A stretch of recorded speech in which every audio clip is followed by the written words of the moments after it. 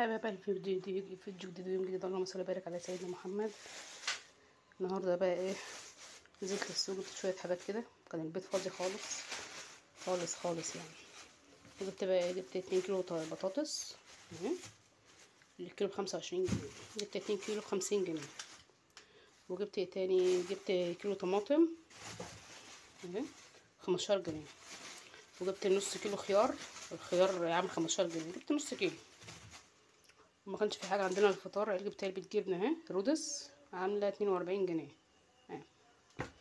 والبت كارما عايزه شعريه بلبن بقالها كام يوم، قلت ايه ما اجيب لها. جبت نص كيلو شعريه ب10 اهو. وجبت عدس، عامل النهارده عدس اصفر، جبت بتمن اهو 15 دول.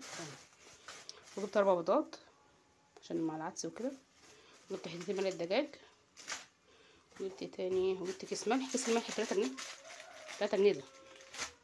وجبت توابل كده البطاطس كيس ب3 جنيه. وخلاص على كده.